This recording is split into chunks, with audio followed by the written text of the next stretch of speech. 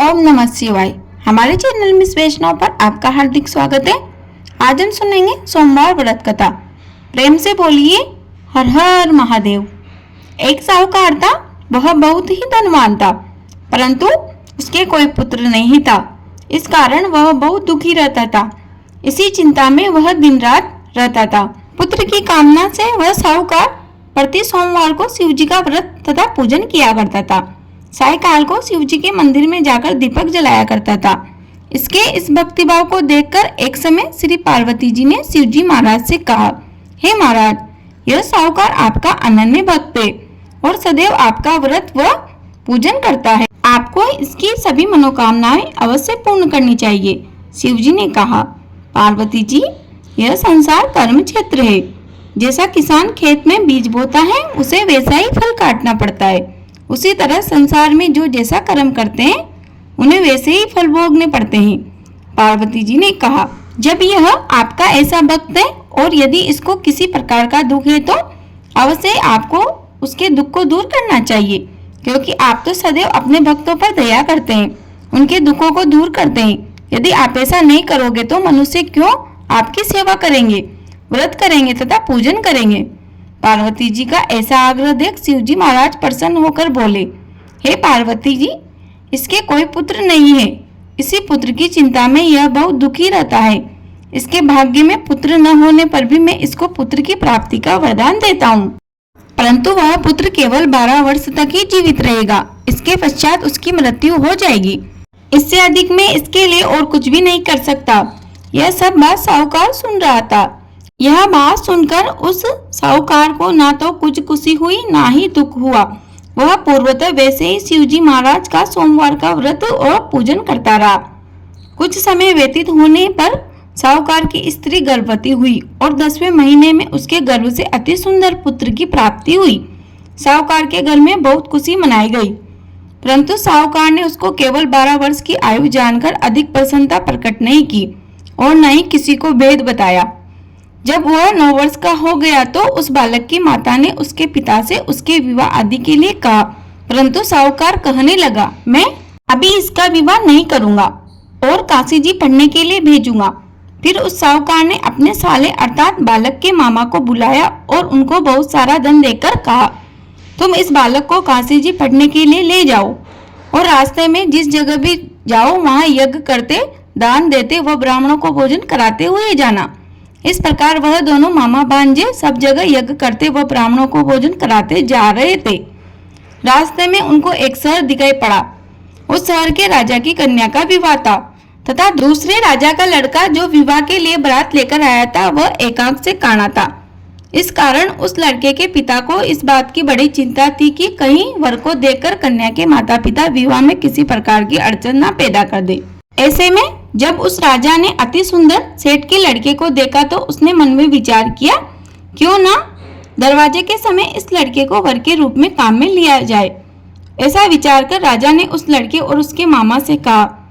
वह दोनों राजी हो गए और साहूकार के लड़के को स्नान आदि कराया, वर के कपड़े पहनाए और घोड़ी पर चढ़ाकर दरवाजे पर ले गए और बड़ी शांति से सब कार्य हो गया। अब वर के पिता ने सोचा कि यदि विवाह कार्य भी इसी लड़के से करा दिया जाए तो क्या बुराई है।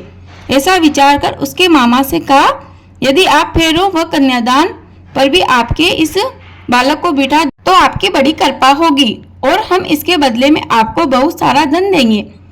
उन दोनों ने स्वीकार कर लिया और विवाह कार्य बहुत अच्छी तरह से हो गया। परंतु इस समय वह साहूकार का लड़का जाने लगा तो उसने राजकुमारी की चुनरी के पल्ले पर लिख दिया कि तेरा विवाह तो मेरे साथ हुआ है, परंतु जिस राजकुमार के साथ तुमको भेजेंगे वह एकाक से काना है और मैं तो काशी जी पढ़ने जा रहा हूँ। उस राजकुमारी ने जब अपनी चुनरी पर ऐसा लिखा हुआ पाया तो उसने राजकुमार के साथ जाने से इनकार कर दिया और कहा, यह मेरा पति नहीं है, मेरा विवाह इसके साथ नहीं हुआ, वह तो काशी जी पढ़ने गया है। ऐसा सुनते ही उस राजकुमारी के माता पिता ने अपनी कन्या को विदा नहीं किया और बारात खाली हाथ वापस चली गई। उधर सेठ का लड़का और उसका मामा काशी जी पहुंच गए। वहां जाकर उन्होंने यज्ञ कराया और लड़के ने पढ़ना शुरू कर दिया। जब लड़के की आयु 12 वर्ष की हो गई तब ऐसे में एक दिन उन्होंने यज्ञ रच रखा था कि उस लड़के ने अपने मामा से कहा, मामा जी आज मेरी तबीयत कुछ ठीक नहीं है। मामा ने कहा अंदर जाकर सो जाओ। लड़का अंदर जाकर सो गया और थोड़ी देर में उसके प्राण निकल गए। जब उसके मामा ने आकर देखा कि वह तो मुर्दा पड़ा है तो उसको बड़ा दुख हुआ और उसने सोचा कि यदि मैं अभी रोना पीटना मचा दूंगा तो यज्ञ का कार्य अधूरा रह जाएगा। ऐसा सोचकर उसने जल्दी से यज्ञ का कार्य समाप्त कर ब्राह्मणों के घर जाने के पश्चात रोना पीटना आरंभ कर दिया। संयोगवश उस समय शिवजी महाराज व पार्वती जी उधर से जा रहे थे।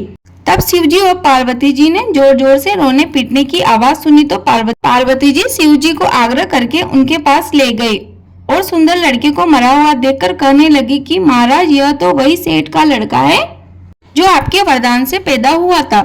शिवजी ने कहा, पार्वती जी इसकी आयु इतनी ही थी सो यह भोग चुका है। पार्वती जी ने कहा, महाराज कृपा कर इस बालक को और आयु दे दो, नहीं तो इसके माता पिता तड़प तड़प कर मर जाएंगे। पार्वती जी के इस प्रकार के बार बार आग्रह करने पर शिवजी ने उसको वरदान दिया और शिवजी महाराज की कृपा से लड़का जीवित हो गया। शिवजी पार्वती जी कैलाश चले गए। तब वह लड़का और उसका मामा उसी प्रकार यज्ञ कराते हुए अपने घर की तरफ चल पड़े और रास्ते में उसी शहर में आए जहाँ पर उस सेठ के लड़के का विवाह हुआ था। वहाँ पर आकर जब उन्होंने यज्ञ आरंभ कर दिया तो उस लड़के के ससुर ने उसको पहचान लिया और अपने महल में लेकर गया। अपने महल ले जाकर बड़ी खातिर की, साथ ही उसको बहुत सारा धन व दासियों सहित बड़े आदर व सत्कार के साथ अपनी लड़की व जमाई को विदा किया। जब वह अपने शहर के निकट पहुंचे तो उसके मामा ने कहा कि पहले मैं तुम्हारे घर जाकर खबर कर आता हूँ। उस समय उसके माता पिता अपने घर की छत पर बैठे हुए थे और उन्होंने यह प्रण कर रखा था कि यदि हमारा पुत्र सकुशल घर आया तो राजी खुशी नीचे आ जाएंगे, नहीं तो छत से गिरकर अपने प्राण त्याग देंगे। इतने में उस लड़के के मामा ने आकर सारा समाचार सुनाया और कहा, आपका पुत्र आ गया, परंतु उनको विश्वास न आया। तब उसके मामा ने शपथ पूर्वक कहा, आपका पुत्र अपनी स्त्री व बहुत सारा धन लेकर आया है। तो उस सेठ के ऐसा सुनकर वह सेठ बड़ी ही खुशी से उछल पड़ा और उस सेठ ने बड़े आनंद के साथ उनका स्वागत किया। अब वह सेठ अपनी पत्नी व बहू बेटे के साथ बड़ी ही प्रसन्नता के साथ रहने लगा। इस प्रकार जो भी कोई सोमवार का व्रत धारण करता है अथवा इस कथा को पढ़ता है अथवा सुनता है, उसके दुख दूर होकर उसकी समस्त मनोकामनाएं पूर्ण होती है।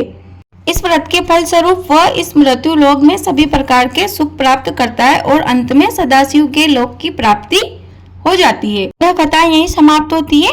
कथा अधूरी रही हो तो पूरी कर जो, पूरी होगी हो तो मान कर जो। प्रेम से बोलिए हर हर महादेव। महाकाल महाराज की जय, गौरी मैया की जय। मुझे उम्मीद है आपको यह वीडियो अवश्य उपयोगी लगी होगी। प्लीज वीडियो को लाइक करें, शेयर करें, कमेंट बॉक्स में जय श्री राम अवश्य लिखें।